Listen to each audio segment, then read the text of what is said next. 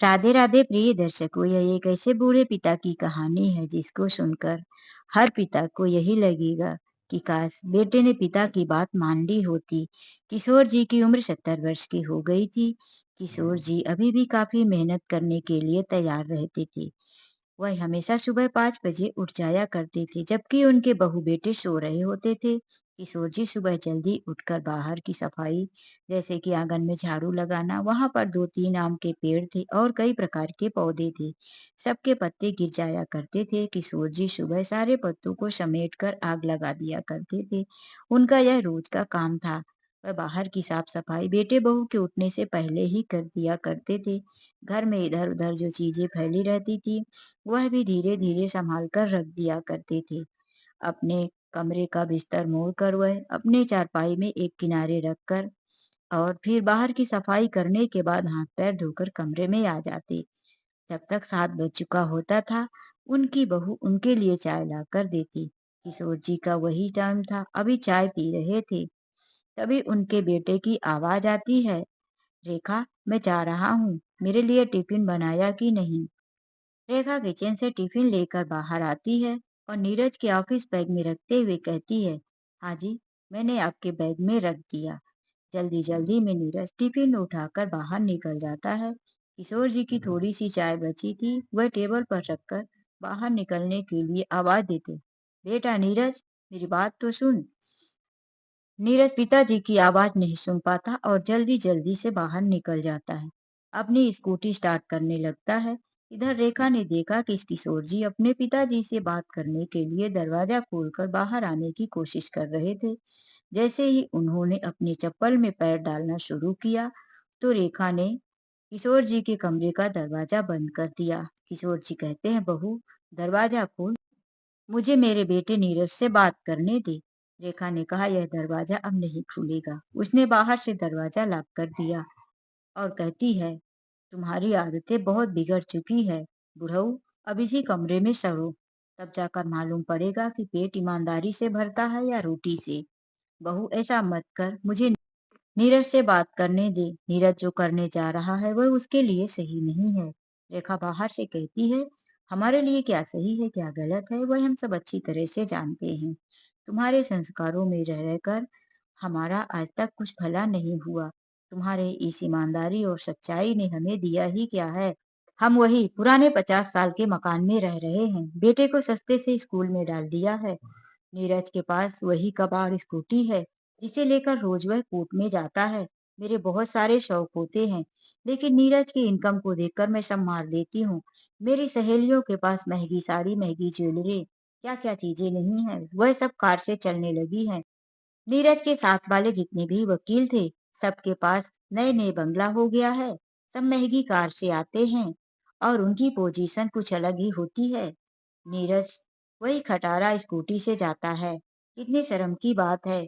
आखिर वह भी तो नीरज के साथ ही नौकरी स्टार्ट किए थे।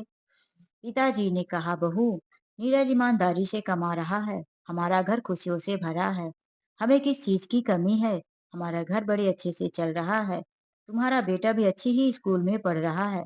दुनिया की दिखावटी चकाचौंध में मत भागो, किसी की बराबरी मत करो। बेईमानी से कमाई हुई दौलत सिर्फ दौलत ही घर पर नहीं आती, उसके साथ साथ लाखों बद्दुआएं और लाखों मुसीबतें भी आती है। बहू, अभी हम घर में सब बहुत सुखी से हैं।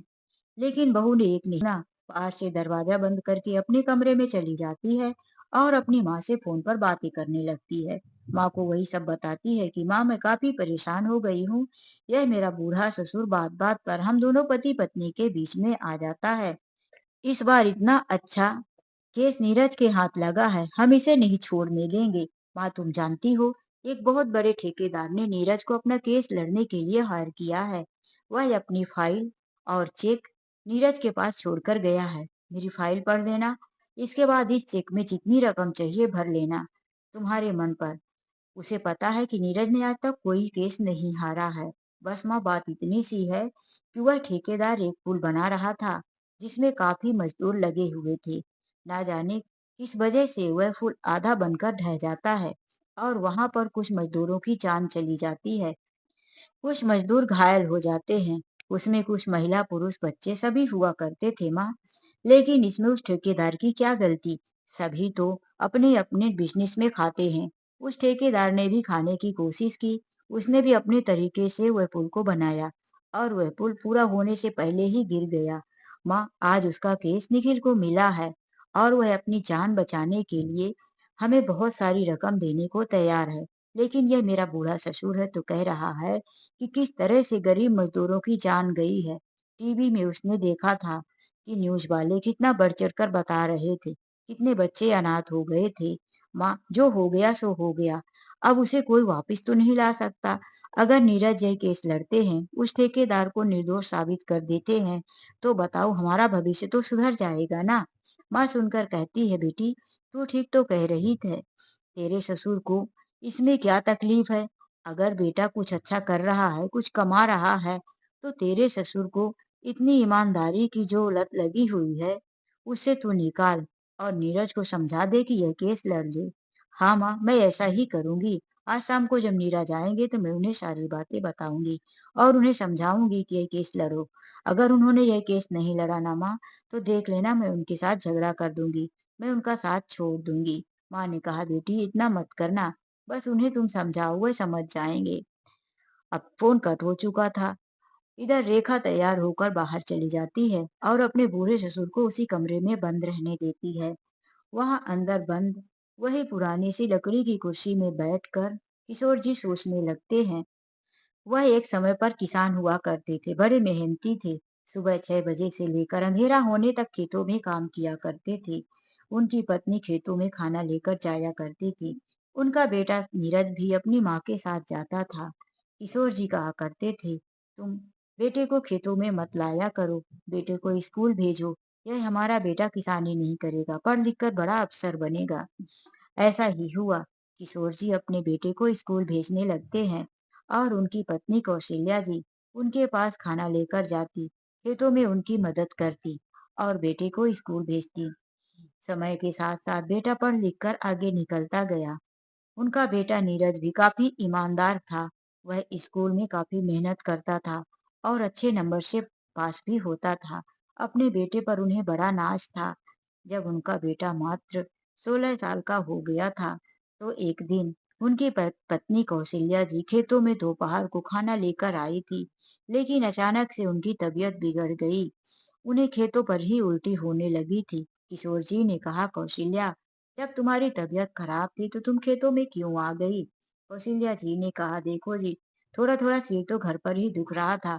फिर मैंने सोचा कि आपके लिए खाना देना भी जरूरी है, इसीलिए मैं खाना लेकर आ गई हूँ। आप खाना खा लो, मैं घर में जाकर आराम करूंगी। कौशल्या जी अपने पति को खाना खिलाकर घर लौट जाती हैं। किशोर जी सोच रहे थे कि चलो कोई बात नहीं, घर में आराम करेगी, बेटा स्कूल से आ जाएगा और मैं आज घर पर अंधेरा होने से पहले ही पहुंच जाऊंगा। यह सोचकर वह खेतों में काम कर रहे थे कि उनके पड़ोस का एक लड़का आकर आवाज देता है, किशोर चाचा जल्दी से घर चलो, आपको अपने आपके घर में बुलाया है। यह सुनकर किशोर जी घबरा जाते हैं। ऐसा कभी नहीं हुआ कि कोई मुझे अचानक से बुलाने आ जाए। किशोर जी जल्दी से अपना गमछे से हाथ झाड़ते हुए घर की तरफ जाते हैं। देखा कुछ महिलाएं कुछ पुरुष उनके घर के आसपास खड़े थे और उनका बेटा रो रहा था। किशोर जी जल्दी से घर की तरफ बड़े आंगन में देखे तो उनकी पत्नी के पास उनका बेटा खड़ा रोए जा रहा था। कुछ लोगों ने बताया कि उनका बेटा जब स्कूल से आया तो माँ किचन में गिरी पड़ी थी और बेटा जोर जोर से रो रहा था।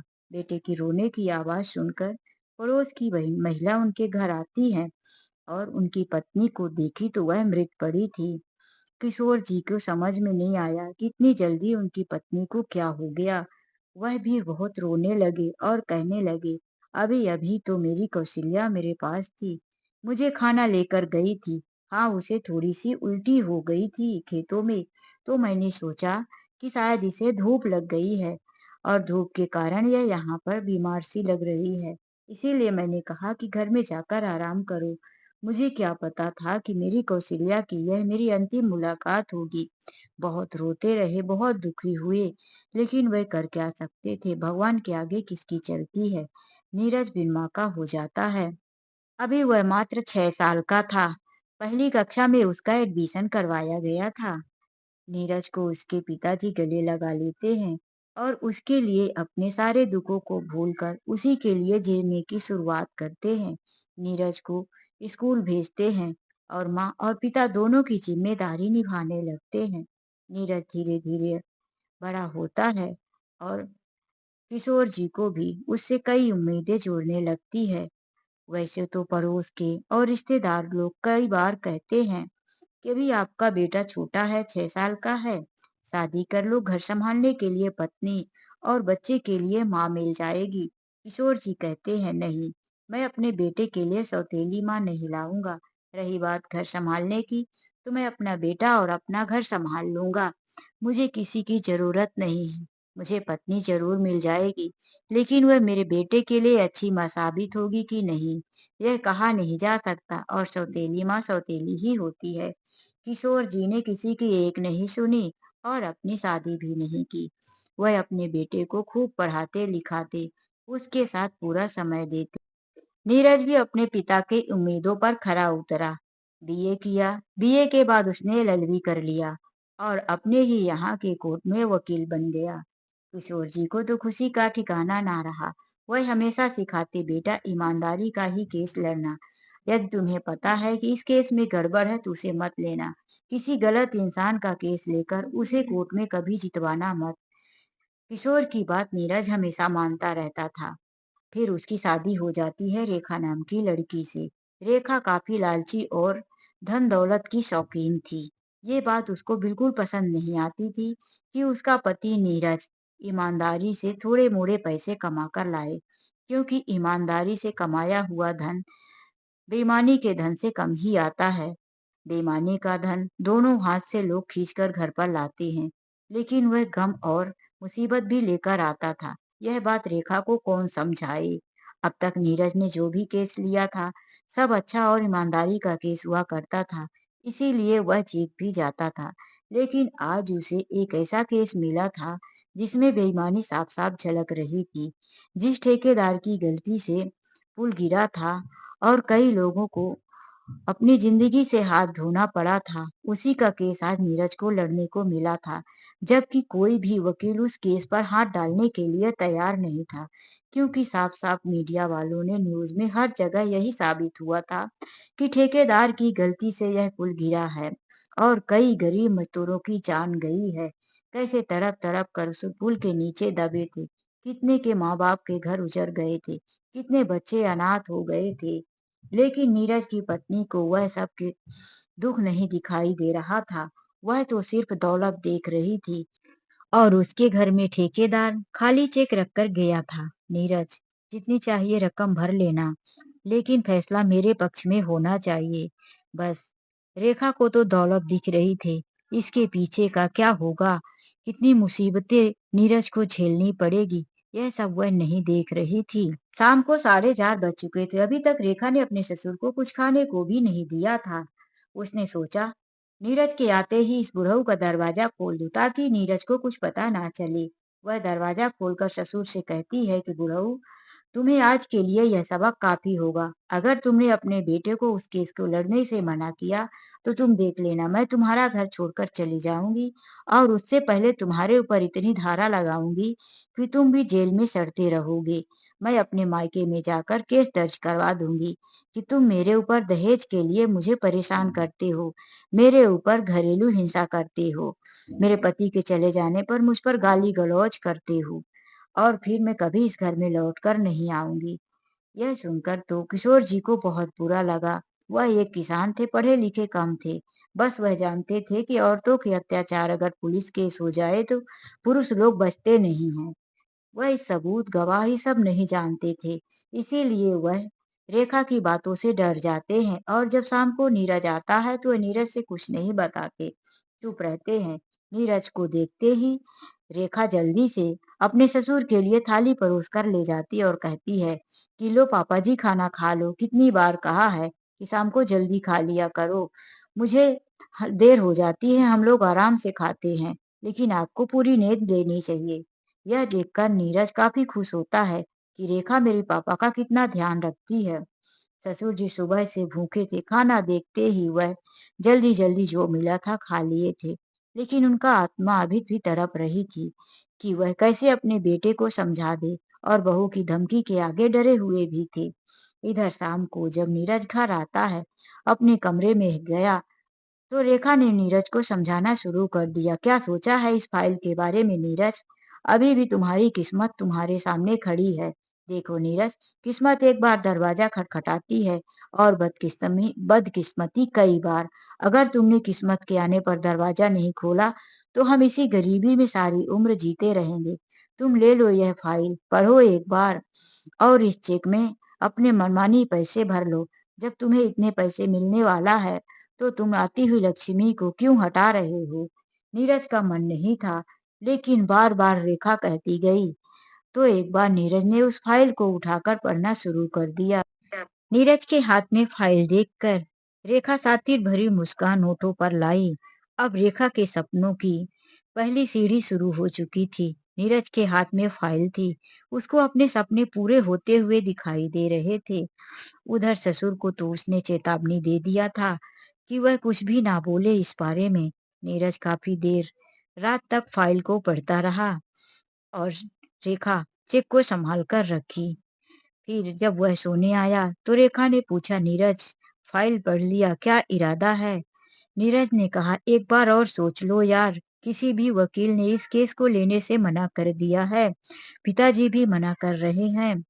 अब तुम जिद कर रही हो तो तुम्हारे खातिर मैंने फाइल तो पढ़ लिया, लेकिन मेरा दिल नहीं कर रहा है।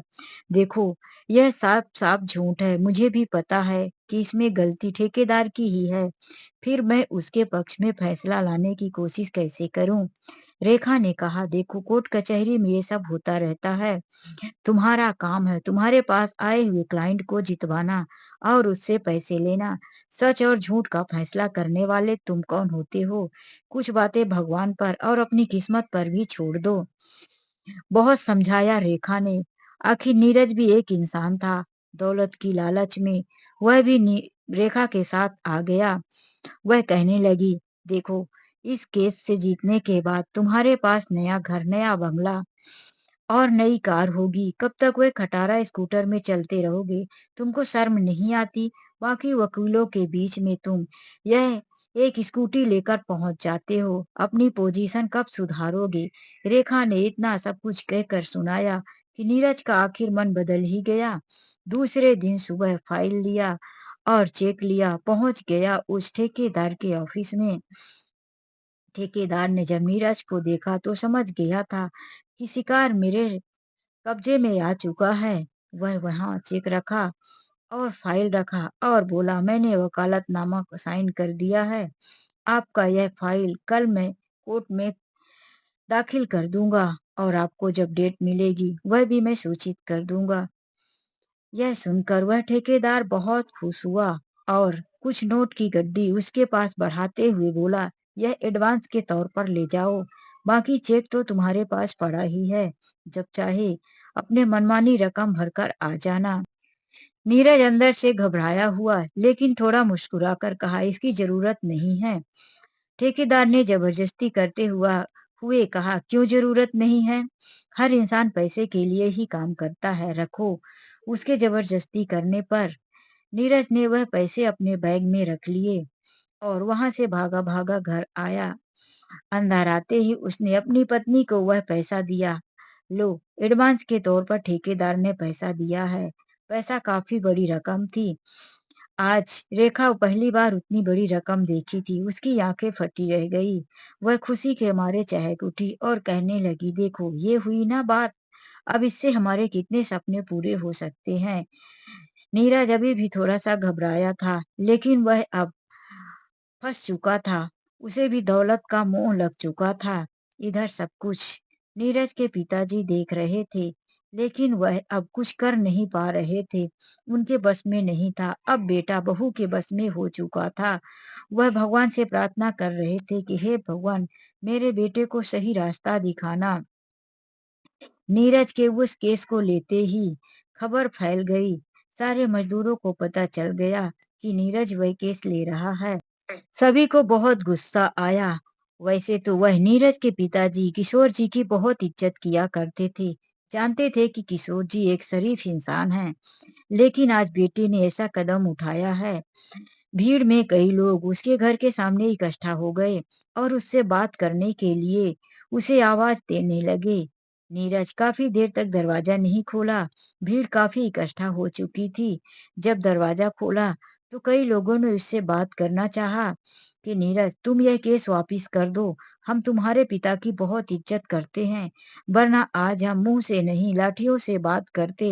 नीरज की पत्नी सामने खड़ी थी और कहने लगी, तुम लोग ऐसी बातें क्यों करते हो? आखिर कोई ना कोई तो वकील केस लड़ेगा ही, कोर्ट में फैसला होगा। अब आकर कोर्ट में ही मिलना। हमारा तो काम है केस लेना और लड़ना। आखिर तुम लोग एक वकील को रोक कैसे सकते हो? आए हुए मजदूर और बाकी शरीफ लोगों को गुस्सा आ गया। नीरज की पत्नी की बातें सुनकर उन लोगों ने हाथापाई पर उतर आए और भीड़ में काफी झगड़ा भी होने लगा। यहाँ तक कि मारामारी शुरू हो गई। अब तक 1000 लोगों से भी ज्यादा भीड़ इकट्ठा हो चुकी थी। सब नीरज के ऊपर हमला कर दिए। नीरज की पत्नी अपनी जान बचाकर घर के अंदर भाग गई। नीरज को कई लोगों ने घेर लिया और लाठी और लात घूंसे पत्थरों से वार करना शुरू कर दिया। नीरज काफी घायल हो गया। नीरज के पिताजी अपनी जान की परवाह न करते हुए भीड़ में घुस गए। अपने बेटे की जान बचाने के लिए सबसे हाथ जोड़ने लगे। किशोर जी ने इतना अच्छा व्यवहार बनाकर रखा था, किसी की हिम्मत ना हुई कि उनके ऊपर हाथ उठा सके।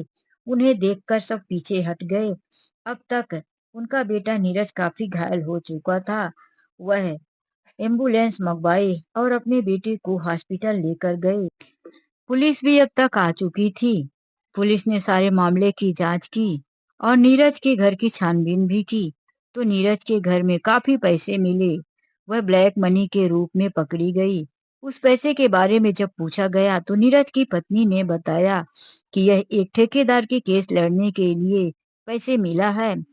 लेकिन जब उससे बात किया गया कि इतनी ब्लैक मनी, तो उसने बताया कि नीरज मेरा पार्टनर है। जो भी हुआ था, मैं ठेकेदार था, लेकिन पुल बनाने का सारा कार्यभार मैंने नीरज को सौंपा था। हादसे का असली गुनहगार मैं नहीं, नीरज है। और यह पैसे हमारे और उसके बीच के पार्टनरशिप के हैं।